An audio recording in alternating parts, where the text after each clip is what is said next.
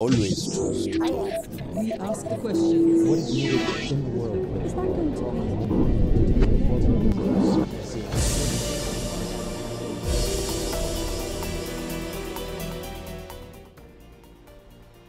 Prvi put u Zagrebu. Komunikolog, publicist, direktor Francuskog centra za znanstveno istraživanje, glavni urednik časopisa Hermes Dominique Walton za sebe kaže da nije novinar i baš iz tog razloga tvrdi Papa Franjo rado mu je pristao na 12 dugih intervjua sažetih u knjigu Politika i društvo. Kao agnostik odgovara zašto je fasciniran prvim čovjekom katoličke crkve. Za Al Jazeeru govorio je o izazovima Europske unije i migrantskoj krizi te najvećim problemima najbržih medija današnjice.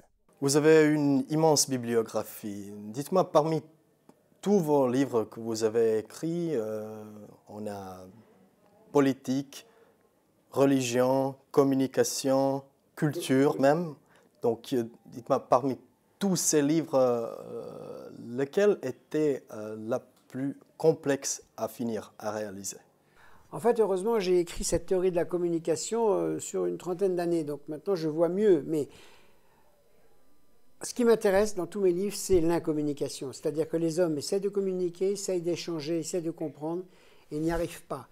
Et ce qui m'intéresse à comprendre, c'est le décalage entre la volonté de communication, la difficulté de la communication humaine, l'incommunication, jusqu'à la communication, la guerre. Donc cette espèce de difficulté alors qu'on a beaucoup plus de liberté qu'autrefois. Et en même temps, cette espèce de repli que nous avons maintenant de plus en plus vers la communication technique, symbolisée par la radio, la télévision et aujourd'hui Internet, et qui nous fait croire, à tort, que plus il y aura de communication technique, notamment avec Internet, mieux on se comprendrait. Et ce que j'essaie d'étudier, c'est la contradiction entre la volonté de communication et l'extrême difficulté de la communication, le poids des stéréotypes, du racisme, de la haine de l'autre, et avec l'illusion de croire que si on était tous des internautes, ça marcherait mieux. Voilà. Donc j'ai envie de dire, la question de l'incommunication, elle est centrale dans la mondialisation, mais ce n'est pas la communication technique qui en sera la résolution. Donc je suis intéressé par la dimension humaine de la communication, par l'importance de l'incommunication et de la communication, par l'importance de la politique, parce que pour moi, finalement, communiquer, c'est négocier. C'est-à-dire que j'essaie de parler avec vous et on n'y arrive pas. Et pour éviter la guerre, on se met à négocier pour se rapprocher un petit peu. Et c'est ça le cœur de la communication, c'est-à-dire la négociation entre des points de vue différents. Dites-moi, j'ai remarqué pendant les années 90 que vous avez beaucoup écrit sur les médias, sur la télévision, sur le développement de l'Internet. Est-ce que vous êtes un tout petit peu nostalgique pour ces temps de passé avant le développement de www? Ce que je pense, c'est que, si vous voulez, l'explosion mondiale de la radio et de la télévision, qui est un succès mondial extraordinaire, qui est un facteur d'émancipation quand même extraordinaire pour des peuples, n'a pas été l'objet de beaucoup de réflexions intelligentes. En gros, les intellectuels et les politiques se sont méfiés de la radio et de la télévision et n'ont rien dit de très intelligent, si ce n'est de croire, bêtement, que les gens étaient manipulés par les images. Ce qui est faux, maintenant on le sait. Et donc ça, je trouve que c'est un grand échec pour penser la démocratie de masse. Et à l'inverse, je trouve que depuis les années 80-90, il y a beaucoup trop de fascination pour Internet, en pensant que Internet sera la solution à toute la communication humaine, et que le paradoxe, il est le suivant. On détestait les médias de masse, parce qu'on disait qu'il y avait trop de monde qui recevait le même message, donc on croyait que ça allait manipuler tout le monde. Et là, sur Internet, c'est exactement l'effet inverse. Vivement qu'il y ait 7,5 milliards d'internautes, ce sera la paix dans le monde. Alors je dis, pourquoi est-ce qu'on se méfie des masses pour la radio et la télévision, et pourquoi on les trouve formidables pour Internet? C'est un contresens. Et le contresens vient de cette erreur, c'est qu'on croit que l'on est passif devant la radio et la télévision, et on croit qu'on est actif devant un clavier. Or, on est aussi actif pour lire un journal et un livre, écouter la radio ou regarder la télévision, que l'on est actif devant le clavier. Mais cette espèce de réalité n'est... Donc il y a un contresens de croire que la communication technique sera plus facile que la communication de la radio et de la télévision. Et ce qui m'intéresse derrière tout ça, c'est que la vraie question, ce n'est pas la technique, c'est l'homme. Parce que ce sont les hommes qui font la paix et la guerre. Et donc, par conséquent, qu'est-ce qu'il faut faire comme effort intellectuel pour arriver à comprendre les visions du monde? Et en gros, Internet n'apporte pas la paix. Internet peut apporter autant la paix que la guerre. Et donc, par conséquent, c'est les hommes qu'il faut arriver à avoir une vision critique. Vous avez adressé les problèmes des ondes directes. Donc vous avez dit, on a aussi beaucoup de programmes qui sont en direct, sans analyse. Donc plus d'informations, ça ne veut pas dire d'avoir plus de vérité. Comment vous vous informez en France? Eh ben, alors c'est une très bonne question. Si vous voulez, on a tous cru, les journalistes, les politiques, les élites, que plus il y aurait de médias, ou de tuyaux, j'appelle ça des tuyaux, ou de techniques, plus on se comprendrait, plus il y aurait de communication. Bon, il y a 5,5 milliards de postes de radio dans le monde, il y a 4,5 milliards de postes de télévision, il y a 4,5 milliards d'ordinateurs, il n'y a pas plus de paix. Donc hélas, la technique n'apporte pas la compréhension, ni surtout la tolérance ou le respect. Donc du coup, tout mon travail, ça consiste à dire, oui, la technique est formidable, mais c'est les hommes, comme j'ai dit, qui font la paix et la guerre. Donc, pour s'informer, il faut surtout résister à l'idéologie de la vitesse. Nous sommes fous maintenant dans les pays occidentaux, parce qu'il y a les chaînes d'information, parce qu'il y a les réseaux, parce que plus il y a d'informations, moins il y a de communication, parce que vous et moi, le récepteur, plus on reçoit d'informations, plus on les maintient à distance. Plus il y a d'informations, plus il y a de manipulation, plus il y a de mensonges, plus il y a de fake news. Alors ça, on pensait qu'il y aurait beaucoup plus de vérité, donc il y a une espèce de contresens. Et puis les gens sont sourds. Donc par conséquent, la question principale, ce n'est pas la performance des techniques, c'est qu'est-ce que les hommes en font. Donc moi je pense qu'il faut absolument sauver le papier, c'est fondamental. Sauver les livres, c'est indispensable. Résister à la vitesse d'Internet, qui est excessive. D'ailleurs, tout le monde maintenant, aujourd'hui, en permanence, passe son temps à regarder ça. On ne peut pas vivre sans... Donc il y a une espèce de folie de la vitesse. Le monde n'est pas transparent. Vous pouvez envoyer des informations en 1/100 de seconde, mais la vitesse va vite, mais la communication va très lentement, parce qu'il faut des heures et des heures pour se comprendre, pour se séparer, pour se disputer. Donc ce sont toutes ces contradictions qui font que, de mon point de vue, l'information et la communication, ce sont vraiment des enjeux centraux, essentiels pour la paix et la guerre dans le monde. Mais ce n'est pas l'information qui fait la paix et la guerre, c'est plutôt la communication ou plutôt l'incommunication. Donc ce qui compte, c'est la volonté des hommes d'accepter de ne pas se comprendre et de négocier pour voir jusqu'où on peut se rapprocher et à partir de quand il faut arriver à cohabiter. La montée de Donald Trump aux États-Unis, le Brexit ici en Europe, est-ce que vous pensez que c'est à cause de malcommunication avec les électeurs, selon vous?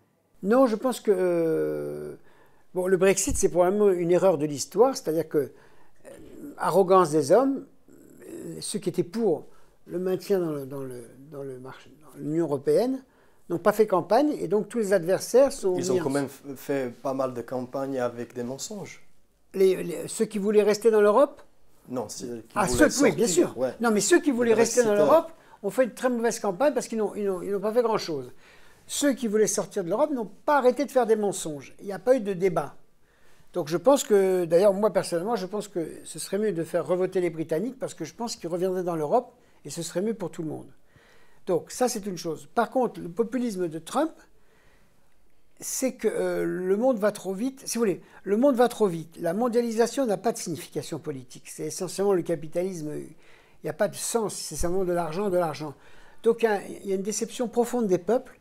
Et je pense que le retour du populisme, du nationalisme, vient du fait qu'il y a eu une espèce de trahison sur les objectifs de la mondialisation. On a cru, notamment en Europe, que la mondialisation, c'était aussi la démocratie. La mondialisation, c'est le capitalisme mondial, avec dictature ou avec démocratie. Donc tout ça explique la profonde déception qu'il y a dans le monde et le retour des nationalismes. Et c'est ça pourquoi l'Europe est passionnante comme territoire politique. C'est que, bien sûr, il y a tout ça, mais il y a quand même le projet politique européen, même s'il y a beaucoup d'échecs, c'est pas grave, parce qu'on a fait beaucoup de choses en même pas 60 ans, d'arriver progressivement à rapprocher et à faire travailler ensemble des peuples qui sont très différents. Et ça, je dis que les Européens ont une responsabilité écrasante parce qu'ils ne sont pas fiers de la construction de l'Europe. C'est ce qui est le plus difficile au monde. Réunir 500 millions pacifiquement, démocratiquement de gens qui se détestent, c'est ça le défi de l'Europe.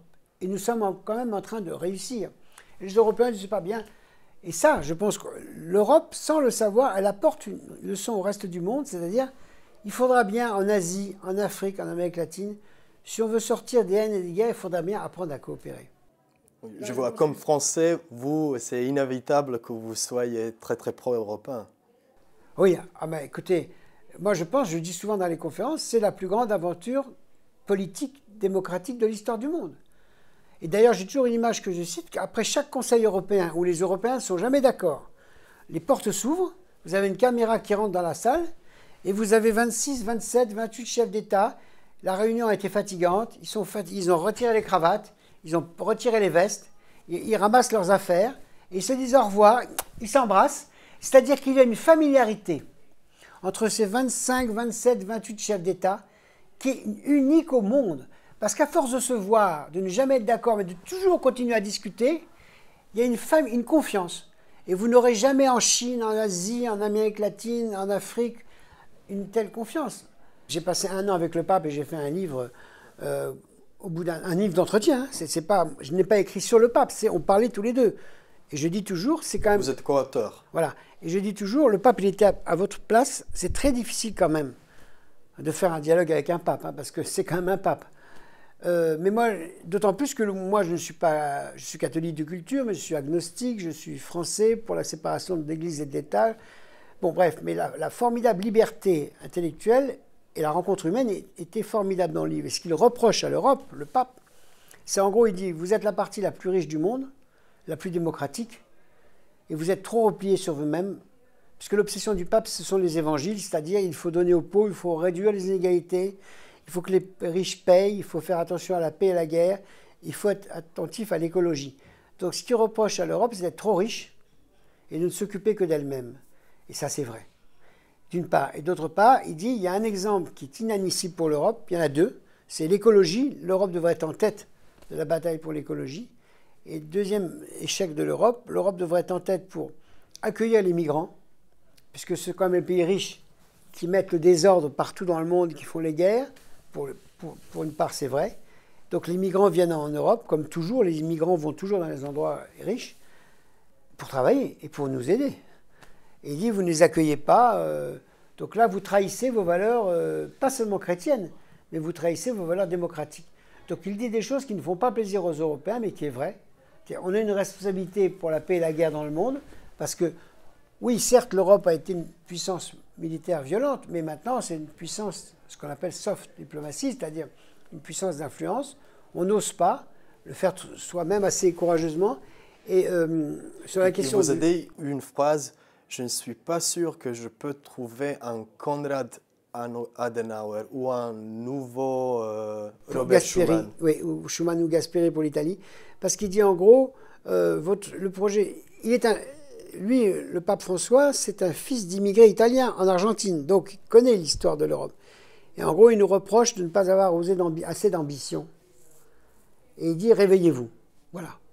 L'Europe doit se réveiller, elle est riche, elle est cultivée, elle est développée, elle doit avoir un rôle mondial plus important, pas pour la guerre, mais pour la diplomatie. Et c'est pas faux. La seule réponse qu'on peut lui faire, c'est que l'Europe, avec beaucoup plus de division et de haine, réussit à faire quelque chose. C'est que, par exemple, l'Amérique latine, qui a aussi 500 millions d'habitants, où il y a beaucoup moins de haine qu'en Europe, n'a pas réussi à faire ce que fait l'Europe. Donc, autrement dit, les Européens sont peut-être trop repliés sur eux-mêmes, mais nous réussissons à réunir des peuples et des langues. En Amérique latine, vous avez 500 millions d'habitants, comme en Europe, mais vous n'avez que 3 langues. Les langues indiennes, mais il ne reste pas grand-chose, l'espagnol ou le portugais. Donc c'est quand même plus facile. Et il n'y a pas de guerre mondiale qui ont eu lieu en Amérique latine. Il y a des conflits de frontières. Donc le pape, il a raison de dire aux Européens, assumez votre message politique mondial, mais là où il est un peu injuste, c'est qu'il ne se rend pas compte que l'Amérique latine n'a jamais fait ce que fait l'Europe, et ce serait plus facile de le faire. Mais il a quand même raison de dire aux Européens, vous êtes trop égoïstes.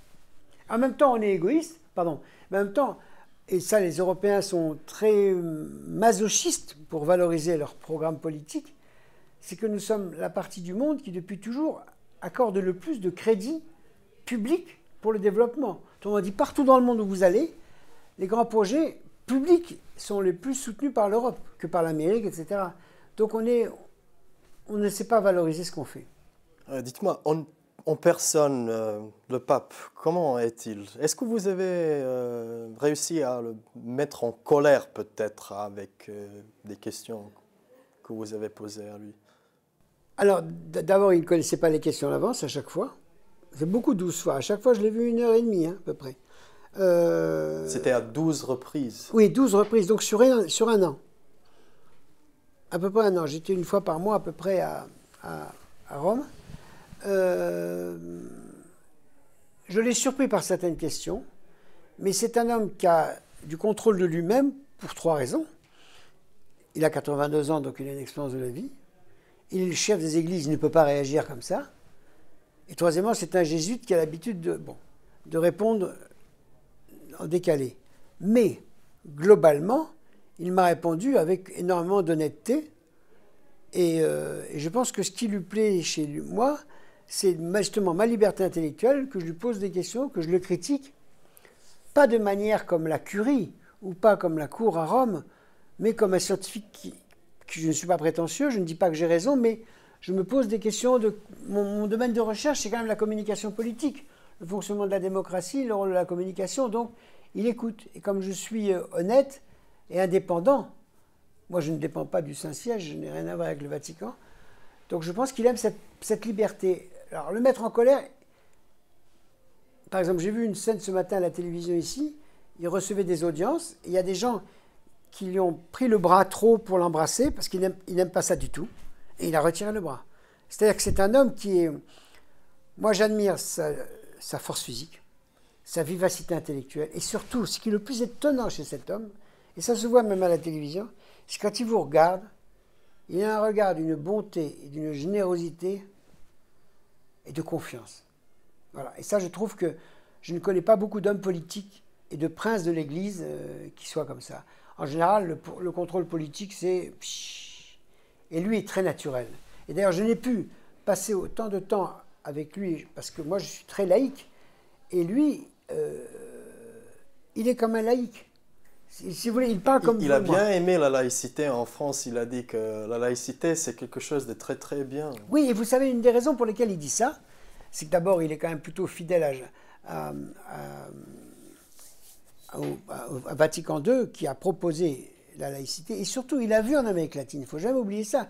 Il n'arrive en Europe qu'à l'âge de 76 ans. Toute sa vie, il est en Amérique latine. Or, en Amérique latine, l'épiscopat catholique a très souvent soutenu les dictatures et les régimes les plus réactionnaires. Donc, il a vu ce que c'est que la collusion entre le pouvoir militaire et l'Église. Et donc, lui, il appartient à une génération qui s'est dit, mais la hiérarchie catholique est trop proche des dictatures, et c'est pour ça qu'en bas, les prêtres sont très proches du peuple, et parfois, ils font la théologie de la libération.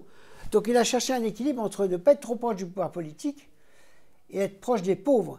Et c'est pour ça qu'il dit, au moins la France, en posant en 1905 le principe de la séparation de l'Église et de l'État, même si c'est une fausse séparation, parce que la France reste très catholique, mais enfin, le principe de la séparation est posé, il fait l'essentiel, c'est-à-dire éviter la collusion trop forte, même si parfois il y a eu des exemples de collusion, la collusion trop forte entre le pouvoir politique et l'Église. Donc lui, il est pour la séparation. Comme il est plutôt, finalement, il ne serait pas hostile à ce qu'il y ait des prêtres mariés, il ne serait pas hostile à ce qu'il y ait plus de femmes à la curie. Il a quand même des positions courageuses. Sur l'homosexualité, il a une position courageuse, il dit « Qui suis-je pour juger ?» Ce qui change. Sur la pédophilie, par contre, il est radical, très radical.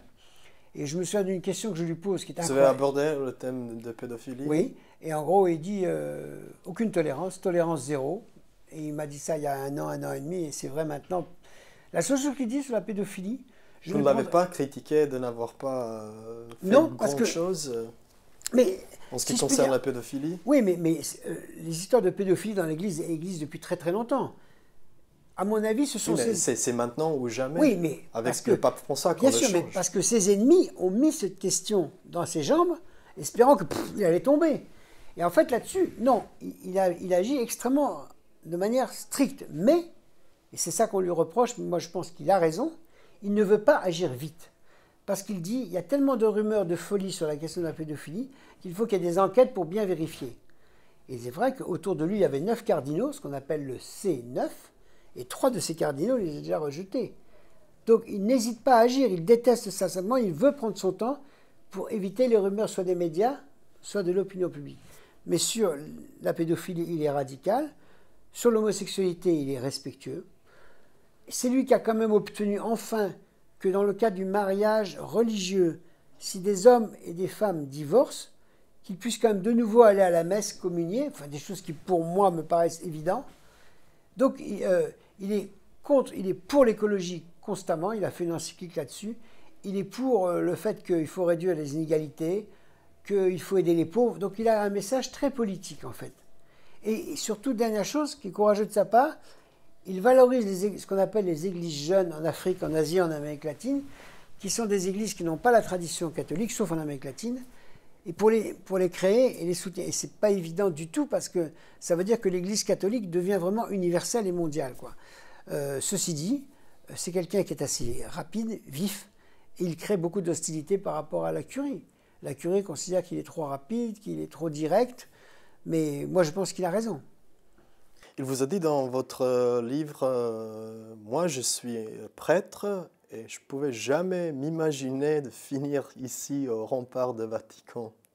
Vous Dans cette prison. qu'il s'y trouve bien? Ah, moi j'ai compris une chose que je n'avais jamais compris avant, c'est que je pense que les papes ne sont jamais bien à l'intérieur du Vatican, parce qu'ils ne peuvent pas sortir. Vous et moi, on peut sortir. Un président de la République, il peut sortir. Mais le pape, il ne peut pas sortir. Sauf il faut que ce soit clandestin ou dans des visites officielles. Et donc, je pense que le sentiment de prison existe. Alors, il y en a qui en souffrent. Il a nommé l'État de Vatican une cage. Oui, exactement.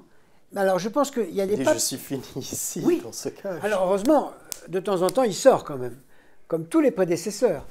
Mais moi, je crois qu'il y a des papes qui acceptent plus ou moins ça, mais lui, il n'acceptait pas parce que déjà, quand il était cardinal archevêque de Buenos Aires, il ne vivait pas dans le palais du cardinal, il était tout le temps dans les transports en commun, et c'est un homme qui adore le contact. Et donc le Vatican, c'est une prison. C'est pour ça que le mercredi après-midi, le mercredi qui sont le jour des audiences, il aime ça parce qu'il va voir les gens, il va parler, etc. Il est à un côté très méditerranéen. Il est beaucoup sur le contact, il touche, vous voyez. Il n'est jamais derrière la... Il n'est pas du tout comme un pape. Et c'est ça que les peuples aiment beaucoup. Et c'est ça que les institutions n'aiment pas beaucoup. Et c'est ça que la curie n'aime pas beaucoup. J'aimerais encore mentionner un thème. Donc vous êtes très très pro-immigration, comme le pape. Parce que je pense que c'est un devoir à la fois d'humanité si on est chrétien et de démocrate si on est démocrate. Est-ce que ça... Parce que, l'histoire de l'Europe, ce n'est que des immigrations. Il n'y a eu que des migrations depuis tout le temps dans l'Europe et dans le monde. Mais ce que je voulais vous demander, est-ce que ça a à voir avec le fait que vous êtes né au Cameroun? Alors, par mon histoire familiale, je suis né au Cameroun, c'est vrai que ça m'a marqué l'Afrique. Mon père était anglais, ça m'a marqué l'altérité culturelle. Donc peut-être que ces deux facteurs-là ont joué. Mais en tout cas, je pense que je suis fidèle à un message démocrate et à un message aussi chrétien, et même à un message de la démographie, c'est que je pense que la richesse, ce sont les hommes. Et si vous voulez, l'Europe n'a pu avoir ce développement économique qu'elle a eu depuis 50 ans que parce que des milliers de migrants sont venus travailler en Europe. Et donc on fait le travail que les Européens ne voulaient pas faire. Et je déteste le racisme, je déteste l'antisémitisme, je déteste la haine des Arabes, etc. Donc j'ai envie de dire que les pays riches comme l'Europe, comme l'Amérique latine, comme l'Asie, on doit respecter l'autre. Et de ce point de vue-là, le message universaliste de l'Église, je l'accepte. Il n'est pas appliqué toujours. Et c'est pour ça que je suis en colère pour l'Europe, parce que c'est quoi la question de l'Europe aujourd'hui? L'Europe n'accueille... On est fou de s'imaginer que les migrants vont détruire l'identité européenne. C'est ridicule. D'autant que c'est nous, l'Europe, qui avons mis beaucoup de désordre avec les États-Unis dans ces pays du Proche et du Moyen-Orient. Donc on a causé le départ. Et quand ils arrivent, on leur dit « allez vous noyer ». Donc il y a quelque chose qui ne va pas. Donc d'une part, ils nous ont beaucoup aidés pour le développement économique. D'autre part, ils ne nous menacent pas. Et troisièmement, si on regarde une histoire des civilisations, l'Europe, elle a toujours été confrontée avec l'islam. Toujours. À la fois à partir des invasions, jusqu'aux empires ottomans. Vous aviez l'Empire ottoman ici. Et l'Empire ottoman, il allait jusqu'à Vienne en Autriche. Donc l'histoire de l'Europe, on ne peut pas la faire sans les Arabes, sans les musulmans et sans l'Empire ottoman. Et c'est très important à dire. Ça veut dire que dans la construction culturelle de l'Europe, il y a l'Église, par exemple, catholique ici, avec les Habsbourg, a lutté contre l'Empire ottoman, c'était très bien. Moi, j'aurais été évidemment du côté des Habsbourg il y a 3 siècles, mais en même temps, ça fait une histoire commune. Et au moment où nous, les Européens, nous devons réinventer cette histoire du monde, le patrimoine que nous pouvons apporter à l'histoire du monde, c'est de montrer qu'il n'y a pas d'Europe s'il n'y a pas cohabitation des philosophies, des religions et des traditions. Si vous voulez, il y a 5 courants culturels qui sont à l'origine du mouvement pro-européen. Les juifs, les musulmans, les chrétiens, toutes les formes d'église, les francs-maçons, ce qu'on appelle les libres pensées, et toutes les traditions socialistes. Le mouvement en faveur d'une construction de l'Europe, c'est 5 traditions culturelles et religieuses. Tout ça ne sont pas forcément des amis, mais ils ont tous poussé dans ce sens-là. Et donc c'est en ça que je dis que l'Europe est en avance dans la mondialisation, parce que nous, on sait ce que c'est que négocier. On sait ce que c'est que d'essayer de cohabiter. On est d'accord sur rien, mais on essaie de ne pas se tuer. C'est déjà pas mal. Bien, le temps s'écoule, on finit par cette pensée. Je vous souhaite beaucoup de chance. Merci. Merci encore une fois. Merci de vos questions, sans notes, et avec une